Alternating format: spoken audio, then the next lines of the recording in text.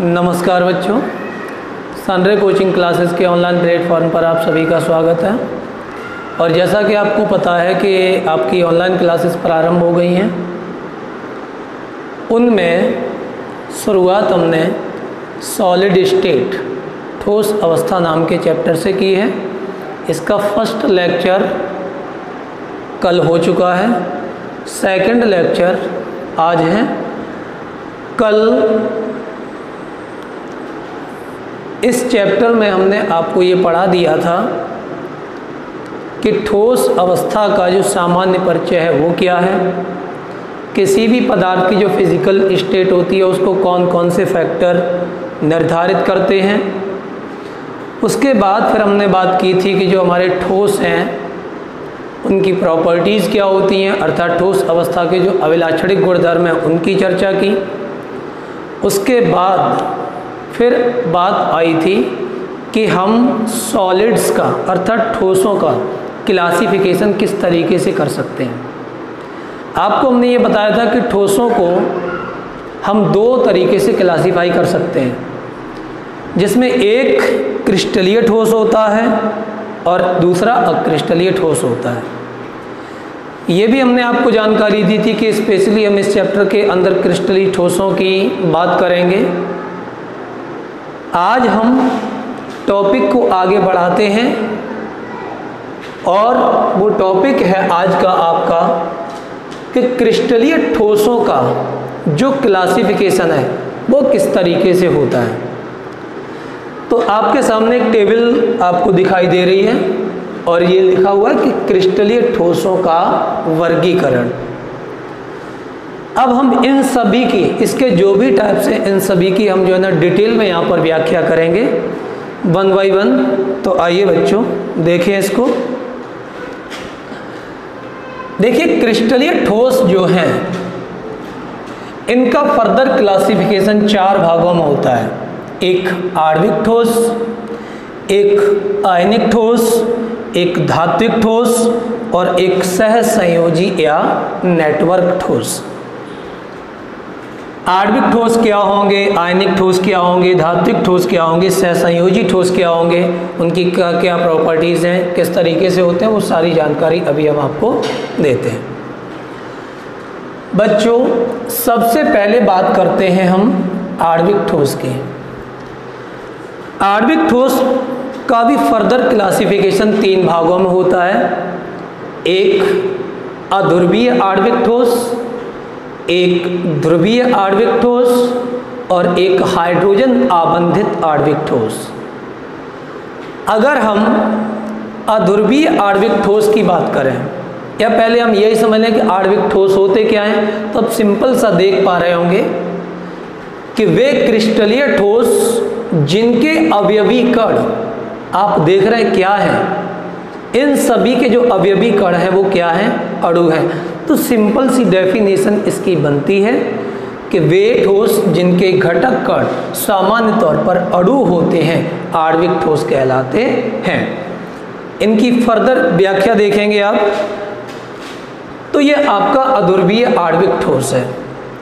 अगर इसके अवयवी कण की बात करें, कल हमने बताया था आपको कि जितने भी ठोस होते हैं वो सारे के सारे ठोस अवयवी कणों से मिलकर के बने होते हैं।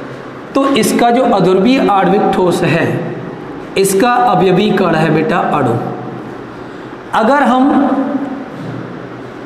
इन कणों के मध्य लगने वाले आकर्षण की बात करें अध्रुवीय आणविक ठोस के लिए, तो यहाँ जो लगने वाला आकर्षण बल है वो परिक्षेपण अथवा लंदन आकर्षण बल है। अब आप ये कहेंगे कि ये परिक्षेपण अथवा लंदन आकर्षण बल है क्या। आप लोगों ने 11th क्लास में पढ़ा होगा एक चैप्टर जिसका नाम है स्टेट्स ऑफ मैटर, द्रव्य की अवस्थाएं। और उस द्रव्य की अवस्था वाले चैप्टर में मैंने आपको गैस और द्रवों के बारे में जानकारी दी थी। वहाँ आपको बताया था कि अंतरा अणुक बल जो होते हैं उनमें ही एक ये प्रकार है। मैं यहाँ पर थोड़ी जानकारी आपको फिर दे देता हूँ कि परिक्षेपण अथवा लंदन बल होते क्या है।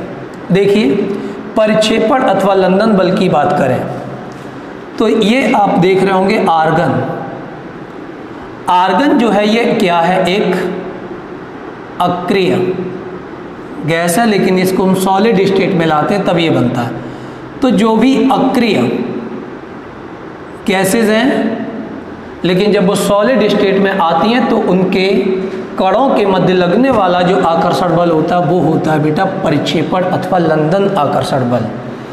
इसी प्रकार से अध्रुवीय शब्द से आप लोग परिचित हैं। ये जो H2 है ये अध्रुवीय है। अध्रुवीय क्यों है? क्योंकि हाइड्रोजन और हाइड्रोजन एटम के बीच में सहसंयोजी बन काम करता, इलेक्ट्रॉन्स की साझेदारी होती है, और दोनों परमाणु समान होने के कारण, दोनों परमाणुओं के समान होने के कारण जो इलेक्ट्रॉन पेयर होता है उस पर दोनों का समान अधिकार होता है, अर्थात इलेक्ट्रॉन दोनों के ठीक बीचों बीच मौजूद होता है। इसलिए इसको कहा जाता है क्या, अध्रुवीय।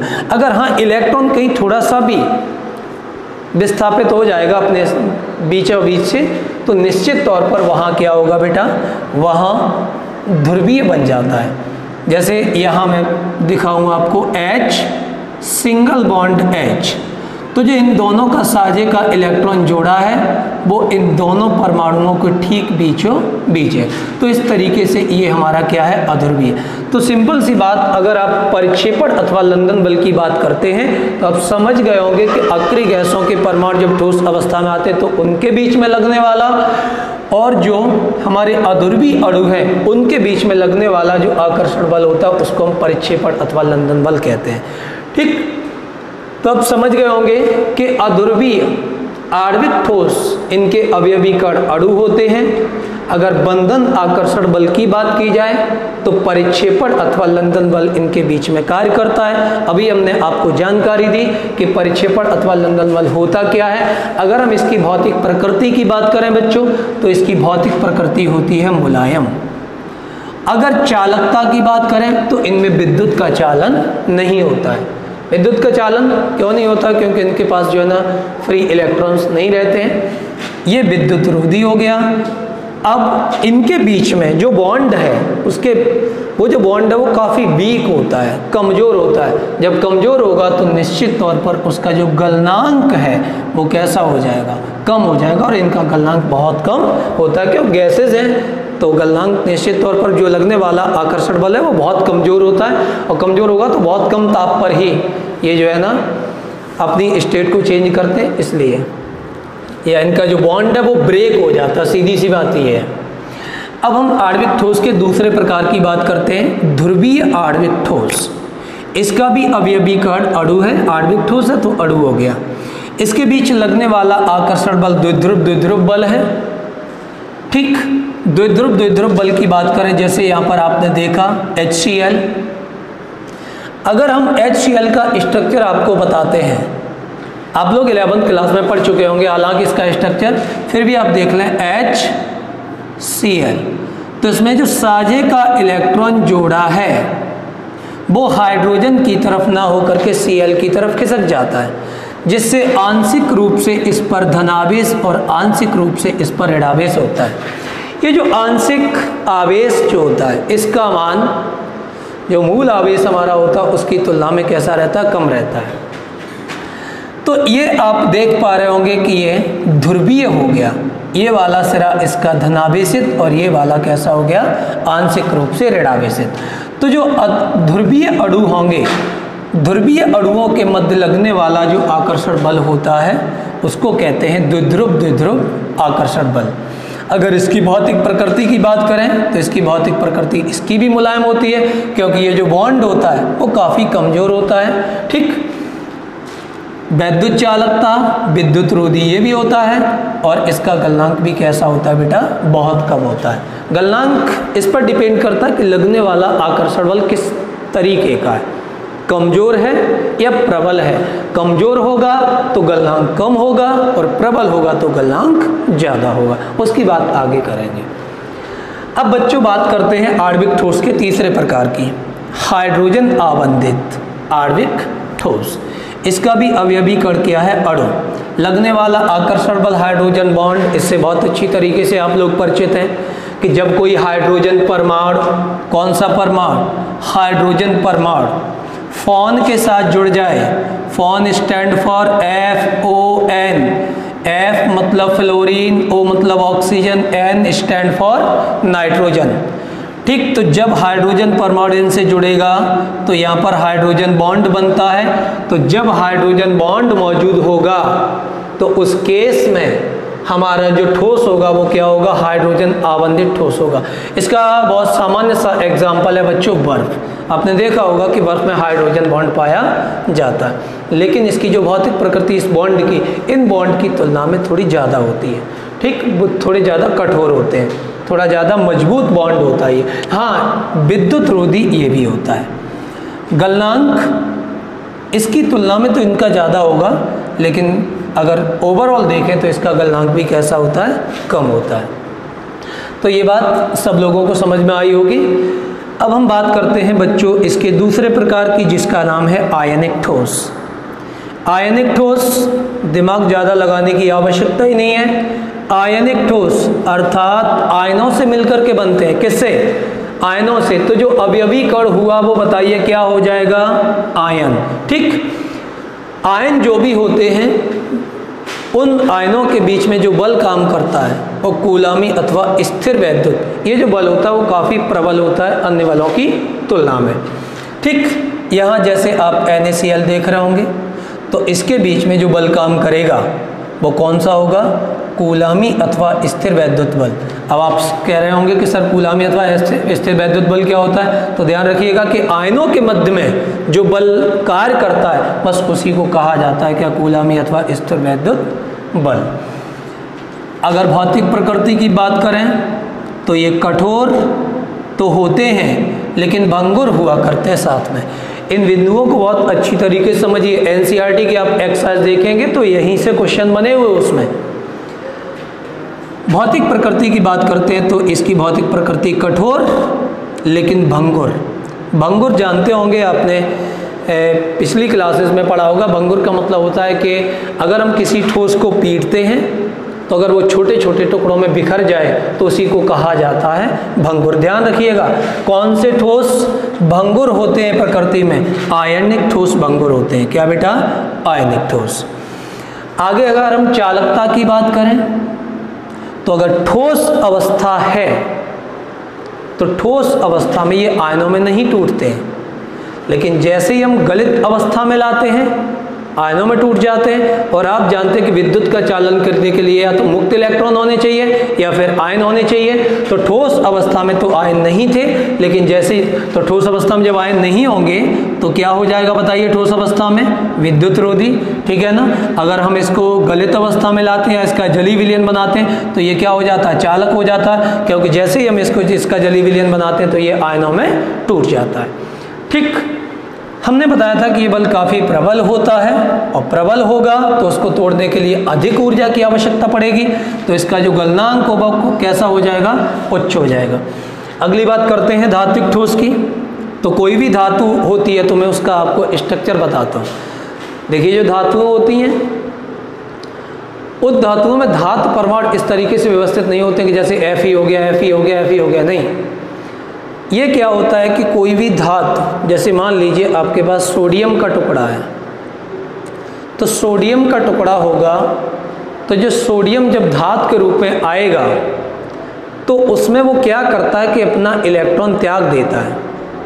वो त्यागा हुआ इलेक्ट्रॉन उसी क्रिस्टल के अंदर बना रहता है, और क्रिस्टल के अंदर बना रहता है तो उस केस में क्या होगा, देखिए जैसे Na है, Na है, इधर देख लें, Na ये सोडियम हो गया। लेकिन जब ये धात्विक रूप में होगा तो ये इस तरीके से नहीं, ये क्या करेगा, अपना एक इलेक्ट्रॉन त्याग देगा। इसने देखो बेटा ये इलेक्ट्रॉन त्याग दिया, इस पर आ गया धनावेश, इसने इलेक्ट्रॉन त्यागा, इस पर आ गया धनावेश, यहाँ इलेक्ट्रॉन आ गया, इसने त्यागा, ये इलेक्ट्रॉन हो गया, इसने त्यागा, ये इलेक्ट्रॉन हो गया। तो जो इलेक्ट्रॉन्स हैं वो धनायनों के साथ रहते हैं। इलेक्ट्रॉन्स क्या होंगे, धनायनों के साथ रहते हैं। लेकिन जब किसी धातु से कोई इलेक्ट्रॉन निकल जाता तो धनावेशित हिस्सा बचता है। इस धनावेशित हिस्से को हम कर्नेल कहते हैं। क्या कहते हैं उसको, कर्नेल। ठीक, कर्नेल हो जाएंगे और कर्नेल के साथ में क्या हो जाएगा बेटा, मुक्त इलेक्ट्रॉन्स हो जाएंगे। ठीक है ना। अब आगे देखते हैं कि अभी आपको हमने ये समझा दिया कि इसकी स्थिति क्या है।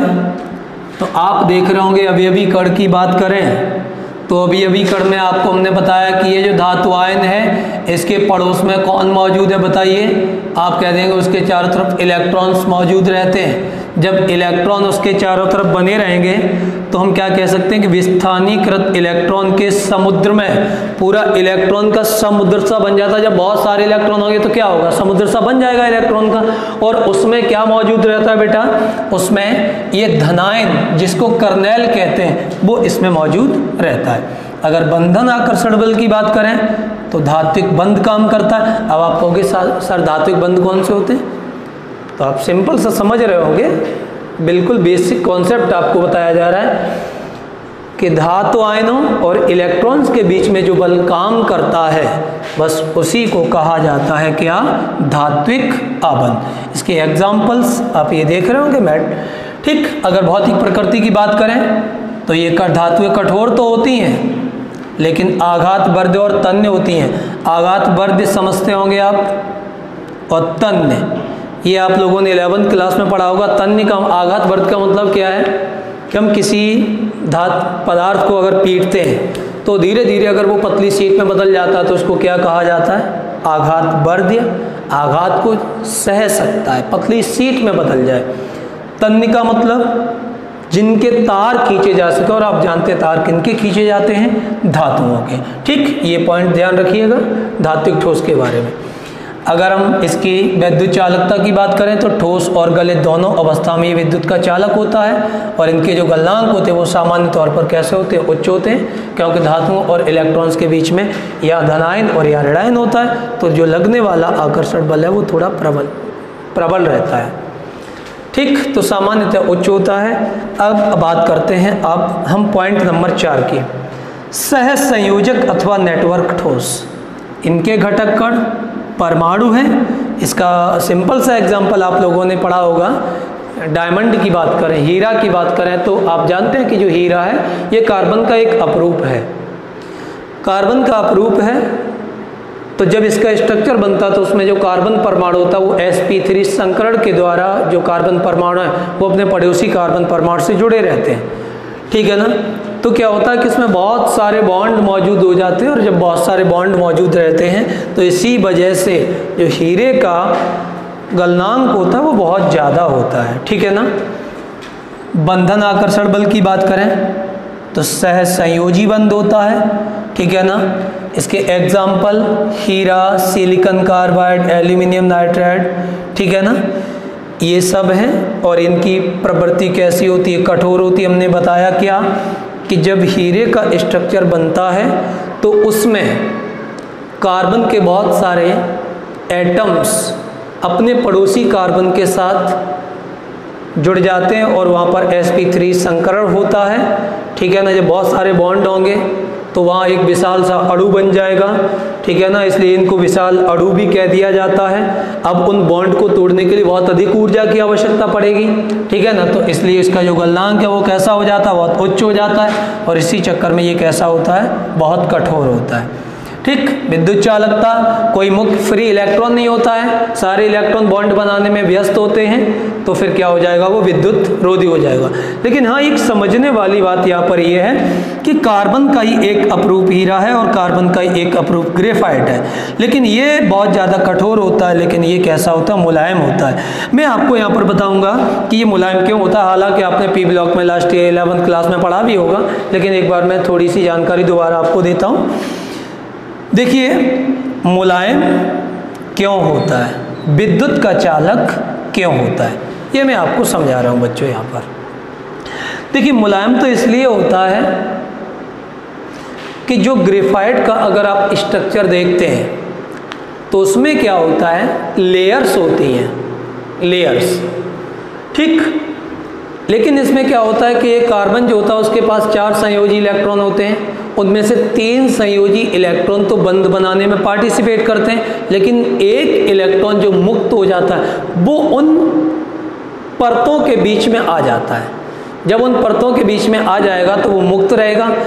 ठीक उसकी वजह से जो परतें हैं वो एक दूसरे पर फिसलती रहती हैं, और फिसलेंगी तो आप उसको बताइए क्या कहेंगे, मुलायम कहेंगे कि नहीं। इसलिए इसका स्नेहक के रूप में प्रयोग होता है, ठीक है ना।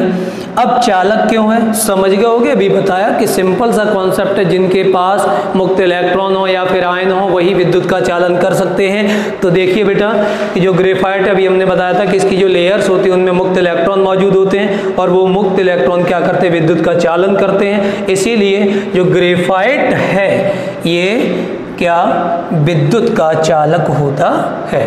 तो इस तरीके से बच्चों यहाँ पर जो क्लासिफिकेशन था क्रिस्टलीय ठोसों का वो यहाँ पर कंप्लीट हुआ, ठीक है ना।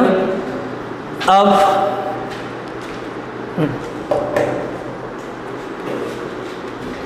इसका चाहो तो आप स्क्रीनशॉट ले सकते हैं। अब हम अगले टॉपिक की बात करते हैं। अगला टॉपिक है हमारा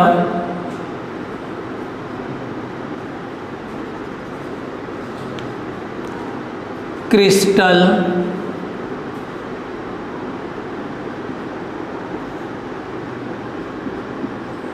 जालक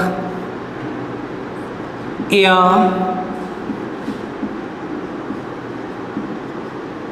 त्रिविम जालक।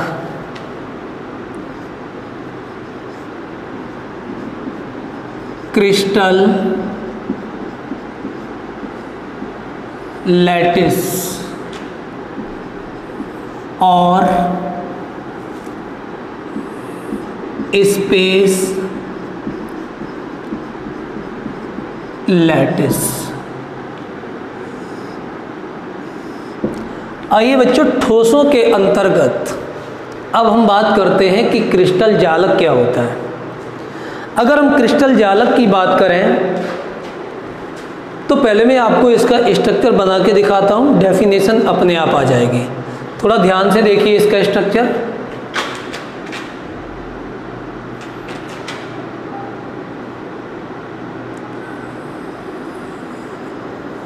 एक ये हो गया,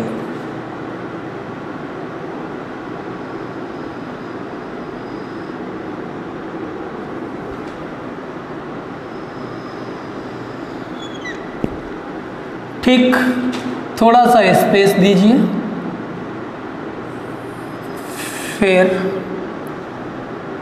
इसकी ठीक सीध में इधर आ जाइए, और जो स्पेस यहाँ है वही स्पेस यहाँ रखने की कोशिश करें। ठीक इस पॉइंट की सीध में आ जाइए। ठीक इसी तरीके से आप इधर आ जाए। जितना स्पेस यहाँ है ठीक उतना ही स्पेस हम यहाँ दे देंगे, और इसकी ठीक सीध में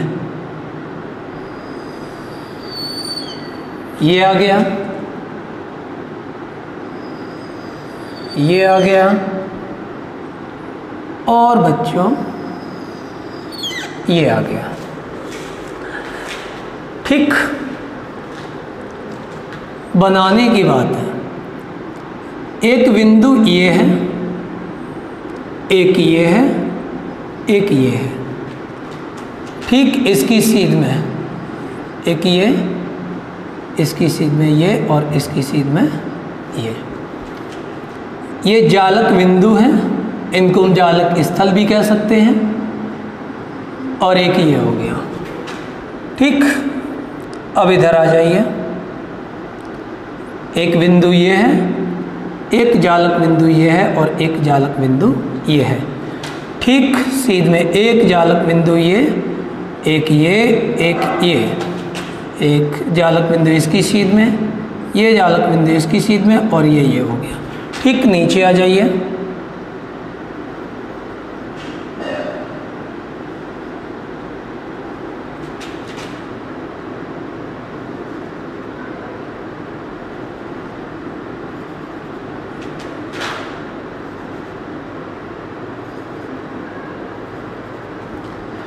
ठीक है, इनको चाहो तो आप हटा दीजिए।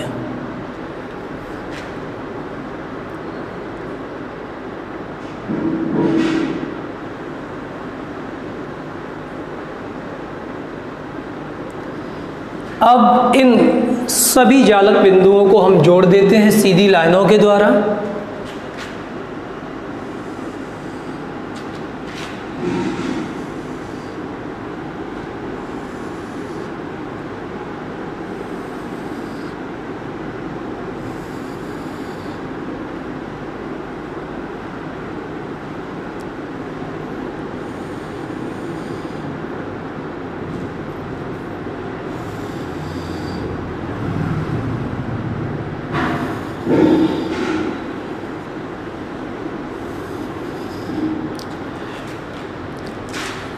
इसको यहाँ मिलाइए, इसको यहाँ, इसको यहाँ, इसको यहाँ,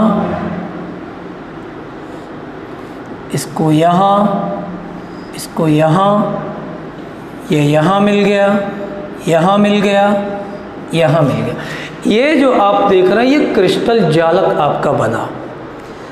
अब ये क्रिस्टल जालक बना है, हम इसको किस प्रकार से डिफाइन करेंगे? क्रिस्टल जालक तो आपने देख लिया कि किस तरीके का क्रिस्टल जालक होता है।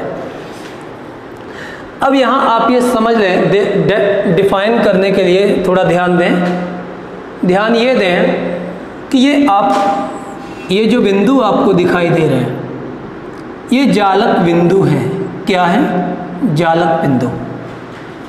ये जालक बिंदु हैं, ठीक है। और ये जो स्ट्रक्चर है वो 3 डायमेंशनल है। कैसे 3 डायमेंशनल होगा? देख रहे होंगे आप, ये बन रहा है, एक ये एक अक्ष हो गया, एक ये और एक इस तरीके से। मैं डिटेल में आगे जब मात्रा कोष्ठ का पढ़ाएंगे तब आप देखेंगे। अब आप देखेंगे कि इसको मैं डिफाइन कैसे करना है। तो हम कह सकते हैं कि अवयवी कणों की, ये क्या है? अवयवी कण। ये क्या है? अवयवी कण। अवयवी कणों की त्रिविम में एक नियमित व्यवस्था जो है, रेगुलर पैटर्न आप देख रहे होंगे, जो पैटर्न जैसा यहाँ इसी तरीके का रेगुलर पैटर्न चल रहा है। तो जो रेगुलर पैटर्न होगा त्रिविम में जालक बिंदुओं का, बस इसी को कहा जाएगा क्या? क्रिस्टल जालक, या फिर हम इसको क्या कह सकते हैं? इसको कहा जा सकता है त्रिविम जालक। हम एक डेफिनेशन हमने आपको ये बता दी। दूसरी डेफिनेशन की अगर हम बात करें तो ये कह सकते हैं कि त्रिविम में असंख्य बिंदुओं की नियमित व्यवस्था काय में? त्रिविम अर्थात 3 डायमेंशनल। त्रिविम में असंख्य बिंदुओं की जो नियमित व्यवस्था है, उस व्यवस्था को हम क्या कह सकते हैं? क्रिस्टल जालक कहते हैं। एक डेफिनेशन हाय के अनुसार अगर हम बात करते हैं, हाय के अनुसार, हाय के अनुसार अगर हम क्रिस्टल जालक को डिफाइन करें तो यहाँ ये हो सकता है कि अवयवी कण जो हैं, इनकी जो संरचना है, इन बिंदुओं को अगर आप मिला दें, इनका जो समूह है, अगर इन सभी को आप ज्वाइंट कर देते तो ज्वाइंट करने से क्रिस्टल का बाहरी स्ट्रक्चर आपको प्राप्त होता है, जिसको हम कहते हैं क्या? क्रिस्टल जालक। ठीक, ये डेफिनेशन थी उसके बारे में। लेकिन एक सिंपल सी डेफिनेशन आपको याद रखनी है कि त्रिविम में असंख्य बिंदुओं की, किसमें? त्रिविम में असंख्य बिंदुओं की नियमित व्यवस्था क्रिस्टल जालक कहलाती है। किसमें? त्रिविम में जो बिंदु हैं, इनकी जो व्यवस्था होगी हमारी नियमित, उसी को हम क्या कह देंगे? क्रिस्टल जालक। आई होप कि आप लोगों को ये बनाना भी आ गया होगा। अगर हम इसके अभिलक्षणों की बात करें तो इन अभिलक्षणों में ये जो बिंदु हैं, इनको हम जालक बिंदु कहते हैं। क्या कहेंगे? जालक बिंदु। ठीक, इन जालक बिंदुओं को क्या किया जाता है, सीधी लाइनों के द्वारा हम जोड़ देते हैं, जिससे हमारा जो है वो क्रिस्टल क्या हो जाता है, बन जाता है। ठीक, और इन जालक बिंदुओं को हमेशा सीधी लाइनों के द्वारा ही हम जोड़ते हैं। अब क्रिस्टल जालक के बाद हम बात करते हैं एकक कोष्ठिका की। एकक कोष्ठिका अगला पॉइंट है बेटा, यूनिट सेल, या इसको इकाई सेल भी कहते हैं। ठीक है ना। अब बात कर लेंगे यूनिट सेल क्या है। आपकी एग्जाम के पॉइंट ऑफ व्यू से ये डेफिनेशन महत्वपूर्ण है। एकक कोष्ठिका की बात करते हैं। ये आपने देखा कि ये क्रिस्टल जालक है। अभी हमने आपको डिफाइन कराया था कि क्रिस्टल जालक क्या है, कि त्रिविम में असंख्य बिंदुओं की जो नियमित व्यवस्था होती है उसको क्या कहा जाता है, क्रिस्टल जालक कहा जाता है। ठीक, लेकिन अगर हम इसको गौर से देखें तो शायद आपको दिख रहा होगा कि इसके अंदर 4 बॉक्स आपको दिखाई दे रहे हैं। एक यूनिट ये है, एक यूनिट ये है, एक यूनिट ये है और एक यूनिट ये है। ये जो यूनिट है इसको भी अपने आप में कुछ नाम दिया जाता, मैं आपको बताऊंगा। जैसे ये यहाँ से स्टार्ट हुआ बेटा, ये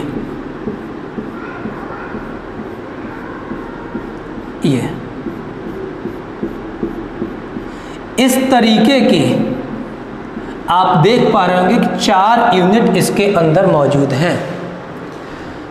ये जो यूनिट है इसकी हम स्मॉलेस्ट यूनिट कह सकते हैं, जिसके रेपिटेशन से, देखो इधर भी रेपिटेशन हुआ है, इधर भी रेपिटेशन हुआ है, इधर भी रेपिटेशन होगा, इधर होगा, नीचे होगा, इधर होगा, चारों तरफ इसका रेपिटेशन होगा।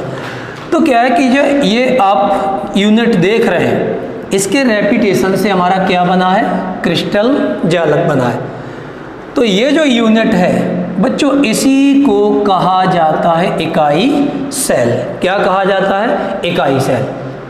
तो हम इसकी डेफिनेशन अगर देना चाहें तो शायद आप लोग समझ गए होंगे कि डिफाइन हम इसको कैसे कर सकते हैं।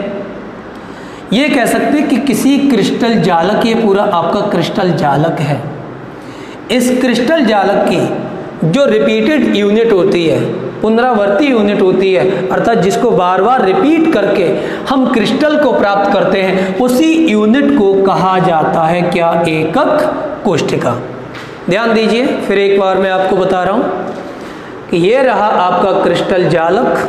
आपको दिख रहा होगा कि इसके अंदर 4 बॉक्स से दिखाई दे रहे हैं। ये बॉक्स क्या है, हम इसको यूनिट सेल कहते हैं। इस यूनिट सेल के रेपिटेशन से इस क्रिस्टल का निर्माण हुआ है। तो क्यों ना हम ये कह दें कि क्रिस्टल जालक का जो रिपीटेड यूनिट होता है, क्रिस्टल जालक जिसके बार बार रिपीट होने से बनता है, उसी को कहा जाता है क्या, एकक कोष्ठिका। ठीक, एकक कोष्ठिका की बात यहाँ पर समाप्त हुई। आई होप कि आप लोगों को ये डेफिनेशन समझ में आ गई होगी, सिंपल सी डेफिनेशन है।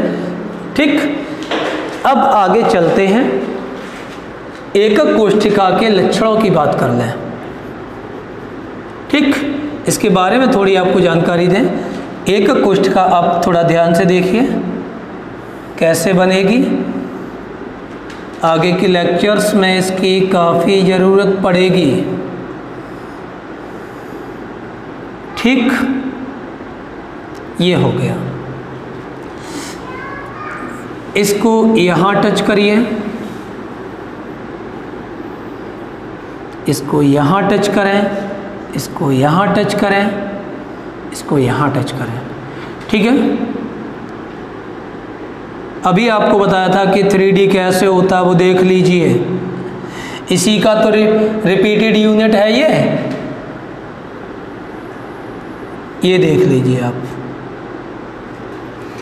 यहाँ पर जो ये एंगल है अल्फा, यहाँ जो एंगल है ये बीटा, और इस एंगल को कहते हैं क्या, गामा। ये जो एंगल है अल्फा, बीटा, गामा, इन एंगल्स को हम अक्षीय कोण कहते हैं। क्या कहेंगे, अक्षीय कोण। अब ये समझ में आ गया कि जो हमारी यूनिट सेल होती है उसके अंदर जो कोण होता है उस कोण को क्या कहते हैं, अच्छी कोण कहते हैं। इनको अल्फ़ा बीटा गामा से प्रदर्शित किया जाता है। अब हम आगे की बात कर लें बच्चों, इधर आ जाइए। ये जो साइड है, एक साइड ये हो गई, एक ये हो गई और एक ये हो गई, ठीक, ये हो गई। तो यहाँ पर हम क्या करेंगे, इसको नाम दे देते हैं B, इसको नाम दे देते हैं C, ठीक है, इसको नाम दे देते हैं A। इसको क्या कहेंगे, इस भुजा को C, ये B और ये A, ठीक है ना। ये जो भुजा आपको दिखाई दे रही है, इसकी जो डिस्टेंस होगी हम इसको अच्छी दूरी कहेंगे, ठीक है ना। ये जो डिस्टेंस यहाँ से यहाँ तक है इसको क्या कहेंगे, अच्छी दूरी, ठीक। और ये इसकी एक भुजा है। तो इस तरीके से ये हमारा यूनिट सेल बनता है। यूनिट सेल का स्ट्रक्चर किस तरीके से होगा वो आपने देख लिया कि इसी ऐसे ही अगर और यूनिट मिला दिए जाएं तो बताओ क्या होगा, क्रिस्टल जालक का निर्माण होगा। तो सिंपल सी डेफिनेशन आपको समझ में आ गई होगी कि क्रिस्टल जालक क्या होता है बेटा, कि जो हमारी एकक कोष्ठिका होती है इसकी रिपीटेड से जो यूनिट बनता है उसको क्या कहा जाता है, क्रिस्टल जालक। अगर हम एकक कोष्ठिका की बात कर लें तो क्या, क्रिस्टल जालक का जो रिपीटेड यूनिट होता है छोटे से छोटा उसको कहा जाता है क्या, एकक कोष्ठिका, ठीक। तो इस तरीके से ये हमारी क्या हुई, एकक कोष्ठिका हुई, ठीक। इसके बारे में हमने आपको ये जानकारी दी कि ये हमारी अच्छी दूरियाँ होंगी, अच्छी कोण होंगे और ये इसकी क्या होंगी, भुजाएँ हो जाएंगी, ठीक है, ठीक। तो इस तरीके से ये आपकी क्या होती है, एकक कोष्ठिका। अब हम आगे बात करेंगे, ये जो एकक कोष्ठिकाएं हैं जिनसे क्रिस्टल जालक का निर्माण होता है, ये भी बच्चों कई तरीके की हो सकती हैं। कितने तरीके होंगे, ठीक, देखिएगा।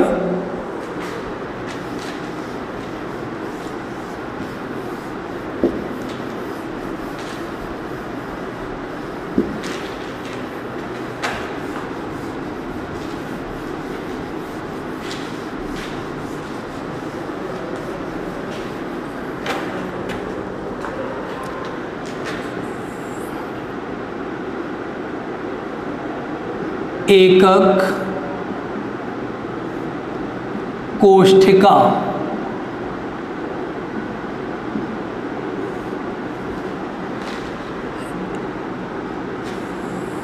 इनका जो क्लासिफिकेशन है वो ऐसे करते हैं। एक होती है सरल या आद्य एकक कोष्ठिका, और बच्चों दूसरी होती है केंद्रित एकक कोष्ठिका। लेकिन जो केंद्रित एकक कोष्ठिका है इसका फर्दर क्लासिफिकेशन किया जा सकता है। ये पुनः 3 प्रकार की होगी। एक अंतः केंद्रित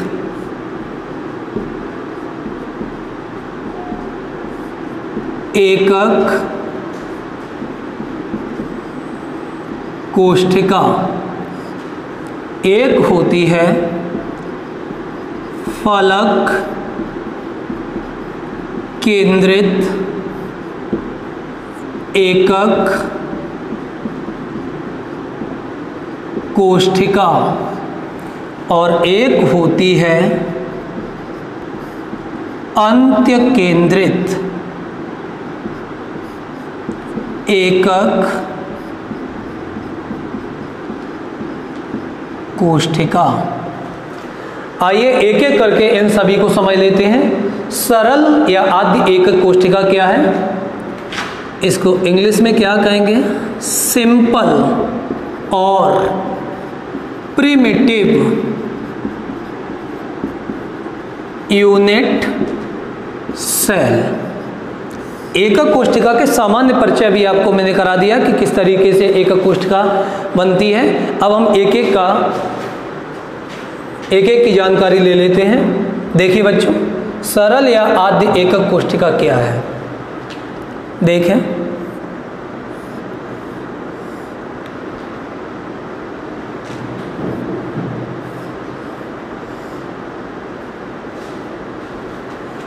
एक घटक कण ये है, एक ये है, एक ये है, एक ये है, एक ये है, एक ये है, एक ये है और एक ये है। मिला दीजिए। आप देख रहे होंगे ये स्ट्रक्चर आपका जाना पहचाना, अभी थोड़ी देर पहले हमने पढ़ाया था, ये एकक कोशिका है। ठीक, तो इसमें आप यहाँ देख पा रहे होंगे कि सरल एकक कोशिका को हमने यहाँ पर बनाया है। देख रहे होंगे ये कॉर्नर है,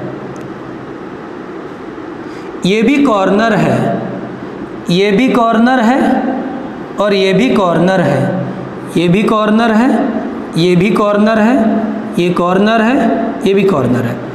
तो ये अवयवी कण आपको दिखाई दे रहे होंगे, ये अवयवी कण केवल कॉर्नर पे है।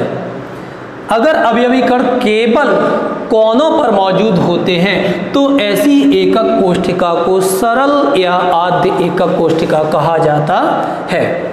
क्या सिंपल सी डेफिनेशन होगी बेटा? वो है एकक कोशिका जिसमें घटक कण केवल कोनों पर उपस्थित होते हैं, सरल या आद्य एकक कोशिका कहलाती है। इसमें आप देख रहे होंगे कि इसके अंदर कितने घटक कण मौजूद रहते हैं। आप काउंट कर सकते हैं, 1 2 3 4 5 6 7 8। तो इस तरीके से इसके जो घटक कण है, अवयवी कण है, वो कितने होते हैं? 8। ये रही सिंपल और प्रिमिटिव यूनिट सेल। आते हैं केंद्रित एकक कोशिका की बात करते हैं। केंद्रित एकक कोशिका में क्या होता है कि जो घटक कण है कोनों के अलावा भी कहीं पर होने चाहिए। ठीक, तो इसका पहला प्रकार है अंतःकेंद्रित, body centred unit cell, short में इसको कह दिया जाता है BCC। अंतःकेंद्रित एकक कोशिका क्या है? अंतःकेंद्रित एकक कोशिका में कुछ नहीं, घटक कण सारे कॉर्नर्स पे होंगे और एक घटक कण इसके केंद्र में होगा। किस में होगा? केंद्र में। इसको ही कह दिया जाएगा अंतःकेंद्रित एकक कोशिका। ये अच्छी तरीके से समझ लीजिए, इनसे संबंधित आपको सैंपल प्रॉब्लम्स भी मिलेंगी NCERT में, ठीक है ना। और भी इनसे कुछ बातें पूछी जाती हैं। हम डिफाइन कर सकते हैं अंतःकेंद्रित एकक कोशिका को, वो है एकक कोशिका जिसमें घटक कण सभी कोनों पर और एक घटक कण क्या कोशिका के केंद्र में होता है, उसको कहा जाता है अंतःकेंद्रित एकक कोशिका। अगर मैं अवयवी कणों की बात करूं तो आप देख पा रहे होंगे 1 2 3 4 5 6 7 8 9। ठीक, तो इसमें अवयवी कणों की संख्या कितनी हो जाती है बच्चों? 9। ठीक, अब हम बात करते हैं अगली एकक कोशिका की, फलक केंद्रित, face centred unit cell, FCC। फलक केंद्रित एकक कोशिका में क्या होता है? फलक केंद्रित एकक कोशिका की अगर आप बात करें तो यहां आप देखेंगे कि एक घटक कण इस फलक पर, यहाँ यहाँ यहाँ 4, कितने फलक होंगे? 6। एक ये और एक ये, 1 2 3 4 5 6, ठीक है ना। तो आप कह सकते हैं, क्या कह सकते हैं कि ये फलकों की बात हो गई। वो है एकक कोशिका जिसमें घटक कण सभी कोनों पर और सभी फलकों पर उपस्थित होते हैं, उसको क्या कहा जाता है? फलक केंद्रित एकक कोशिका कहा जाता है। इसके अंदर अगर अवयवी कणों की बात करूं तो आप देख पा रहे होंगे कि इसके अंदर अवयवी कण जो हैं वो बेटा कितने हैं? 8 और 6, कुल मिला के हो गए कितने? 14। अब आते हैं, बात करते हैं अंत केंद्रित, end centred unit cell, end centred unit cell ECC। इसमें अगर घटक कणों की बात करें तो जो घटक कण हैं वो सारे कॉर्नर्स पर होंगे और दो विपरीत फलकों पर होंगे। विपरीत फलक, अगर एक घटक कण यहाँ है, एक इधर होना चाहिए। अगर यहाँ नहीं, यहाँ है, तो घटक कण हमारा यहाँ हो जाएगा।